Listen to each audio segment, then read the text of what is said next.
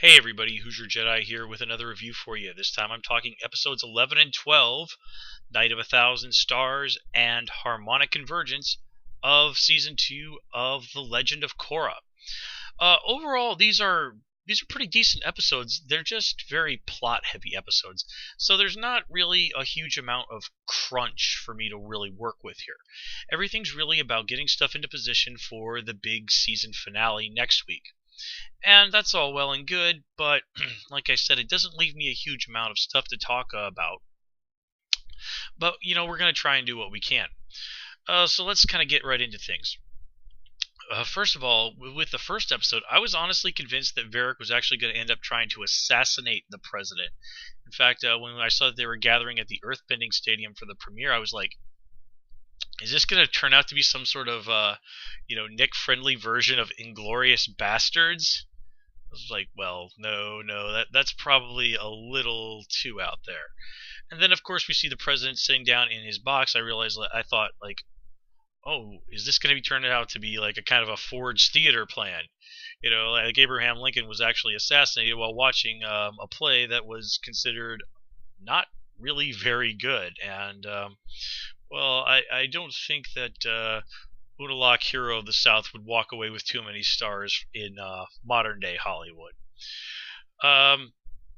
Is it just me, or did the president's box seem oddly unguarded? I mean, okay, maybe they discreetly and quietly took out some guards that were just off screen and we didn't see them, but geez, dude, you probably should take better security precautions. But then again, look at the two Joker cops we have as part of the security detail, so yeah. Anyway, this was definitely the first episode of all. This was definitely a very nice Bolin story, and he's somebody who's really just been off to the side and working as mostly as a supporting character this season. And this was an episode for him to really have the spotlight. Kind of remind us that Bolin, as often as he is the comic relief, is still somebody that we should take very seriously. He's a really, really good earthbender, and not quite as dumb as he seems sometimes. And I definitely did get a big kick out of the way they choreographed the fight he had in real life with the fight in the movie. And of course, he even has those brief moments where he gets his little theme music playing, and that's all very nice and very cute. It did sort of do quite a bit to make up for him being kind of a jerk to Mako, albeit unintentionally in the early part of the episode. Now, as for Mako this time around, boy, this guy really, it really was funny to see his own advice in regards to women turned back on him by Bolin. But once again, Mako proves to be an absolutely terrible, terrible boyfriend to Asami, and I love that look she gives him. Clearly, she is not quite forgotten what he did last time around. So, either way, Mako's going to have to be spending some time in the doghouse one way or the other, and is definitely due for a very, very uncomfortable conversation with Korra. Now, how's all this going to shake out? I think he might end up with being on a break from both girls in his life. So, but who knows? Anyway, I definitely did want to comment a little bit on the Unalaq Tonraq fight, which was quite cool, very action-packed. While I was watching that, I couldn't help but think that since I'd seen Thor 2 not that long ago, that this would probably be kind of like what a fight, if, like, in terms of physical abilities, Thor and Loki were on a pretty much even level. This feels like the kind of fight that we would get.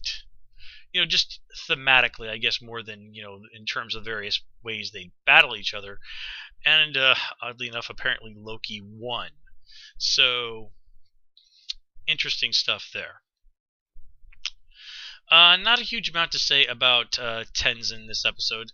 I did like that they commented on, him wanting to just barrel in there, go forth, guns blazing, was a 180 from his normal personality. And of course it is, but of course his child's life is not normally in the balance. So, I really don't think that was that unreasonable. After all, in drastic circumstances, people will behave in ways that they normally wouldn't, and this isn't exactly news to anybody. Now, I will definitely say, though, that this episode had some absolutely fantastic action. I think it's some of the best stuff that we saw in the season. Bolin's fight with the waterbenders, the airplane attack on the Southern Water Tribe troops, the Unalaq Tunrock fight. Really, really just good stuff. This is, in terms of action, this is really about as nice as we could possibly ask for. Oh yeah, I almost forgot to say that seeing Boomy ride to the rescue, that was really really entertaining. You have to look at that and wonder if are his stories really exaggerated, as we've been led to believe, because Boomy has admitted to embellishing things a little bit, but Boomy has also shown that he's not entirely a dumb guy, and here, well, maybe some of those things he pulled off. Well, maybe those things really did happen, just more as a matter of luck than anything. For all we know, I guess Booby might just be an incredibly lucky guy, and that's what he got instead of bending powers. But anyway, the one thing I guess I could say that I was really disappointed about this episode was the whole, Unalaq saying, like, I'm gonna merge with Vatu and become the Dark Avatar. Well, come on. Most everybody had figured out that was his plan a long time ago. And again, being able to see things coming down the road is not necessarily a bad thing, but here it's just like, well, yeah, I figured that out half the season ago. It really is how that sort of thing is carried out. And here, I just don't think it was carried out in a way that really made it feel like a dramatic reveal. It didn't have any emotion. It didn't have any emotional impact on me other than, yeah, no, duh, that was your plan. But anyway, guys, speak slowly and clearly.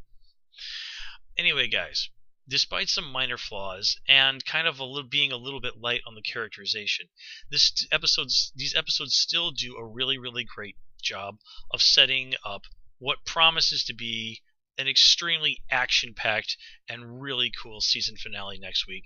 I know I'm looking forward to it. I'll see you then. Until next time, take care and have a good one.